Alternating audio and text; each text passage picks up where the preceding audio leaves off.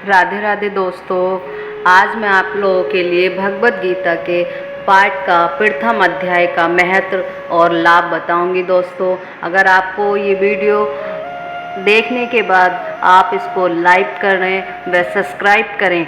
दोस्तों, इसमें मैं आपके लिए हर समस्या की समाधान से के लाभ व करोड़पति बनने का एकमात्र श्लोक लाई हूँ जो आपके जीवन को बदल देगा। अगर आपको अच्छी लगे तो पूरी वीडियो को आप एंड तक ज़रूर देखना, और आगे भी मैं आप लोगों के लिए इस तरह की नई नई जानकारी लेकर आऊँगी। इसलिए मेरे चैनल झलक दानी को सब्सक्राइब करें। और दोस्तों, आज भगवत गीता का अध्याय मैं आपको एक हिंदी सारांश के रूप में बताऊंगी, जिसको मात्र आपको सुनने से, जो आपके पास समय नहीं होता है पढ़ने का या देखने का, तो मैं आपको हिंदी का अर्थ बताऊंगी। भगवत गीता भगवान श्री कृष्ण ने रणभूमि में अर्जुन को जो ज्ञान दिया था वह भगवत गीता में बताया गया है। गीता में कुल 18 अध्याय हैं और उन्हीं सभी का अपना अलग अलग तरह से अध्यायों का महत्व है। हर समस्या व परेशानी में आप भगवत गीता में जो श्लोक दिए गए हैं उसमें हर चीज़ का समाधान होता है। गीता के पहले अध्याय का नाम अर्जुन विषाद है।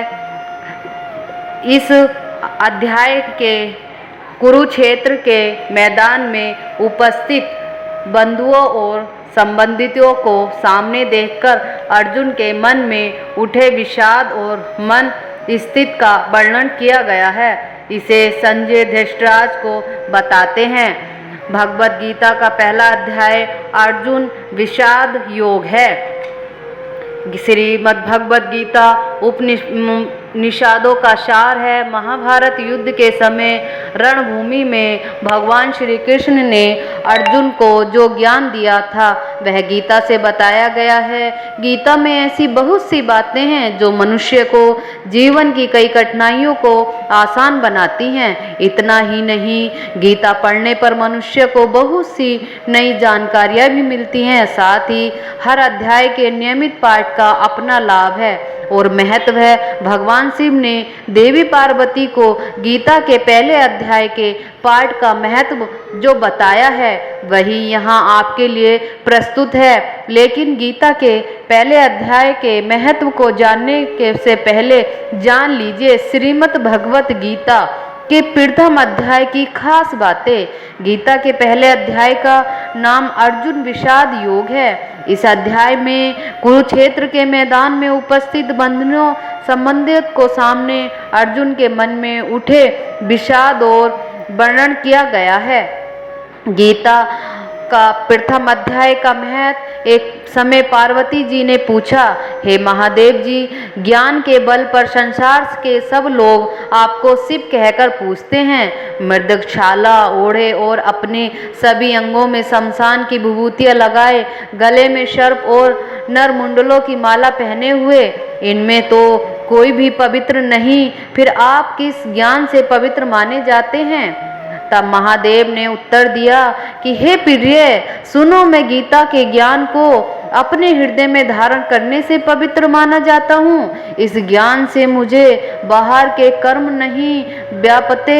तब पार्वती जी ने कहा कि हे भगवान, जिस गीता ज्ञान की आप ऐसी स्तुति करते हैं उसके श्रवण करने से कोई कृतार्थ भी हुआ है? महादेव ने उत्तर देते हुए कहा कि इस ज्ञान को सुनकर बहुत से जीव कृतार्थ हुए हैं और आगे भी होंगे।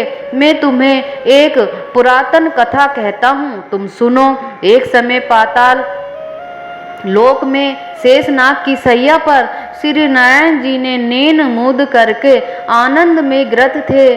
उस समय भगवान के चरण दबाते हुए लक्ष्मी जी ने पूछा, हे प्रभु, निंदा और आलस तो उन पुरुषों को व्यापत है जो जीव तमसी होते हैं, फिर आप तो तीनों गुणों से अतीत हो। आप तो वासुदेव हो, आप जो नेत्र मूंद रहे हो, इससे मुझे बड़ा आश्चर्य है। नारायण जी ने उत्तर देते हुए कहा, हे लक्ष्मी, मुझको निद्रा आलस्य नहीं व्यापता एक शब्द रूप जो भगवद गीता है, उसमें जो ज्ञान है उसके आकार रूप हैं। यह गीता शब्द रूप अवतार है। इस गीता में यह अंग हैं।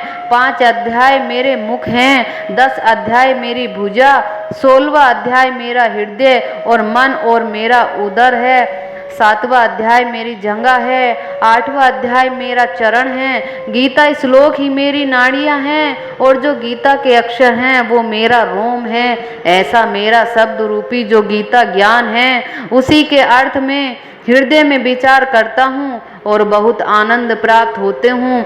लक्ष्मी जी बोली कि हे श्री नारायण जी, जब भी गीता जी का इतना ज्ञान है तो उसको सुनकर कोई जीव कृतार्थ भी हुआ है तो मुझसे कहो। तब श्री नारायण जी ने कहा, हे लक्ष्मी, गीता ज्ञान सुनकर बहुत से जीव कृतार्थ हुए हैं, तो तुम श्रवण करो कि एक व्यक्ति था जो चांडालों में के कर्म करता था और तेल नमक का व्यापार करता था। उसने एक बकरी पाली। एक दिन वह बकरी चराने के लिए बन गया और वृक्ष से पत्ते तोड़ने लगा। वहां उसे एक सांप से डस लिया, जिससे वह तुरंत मर गया।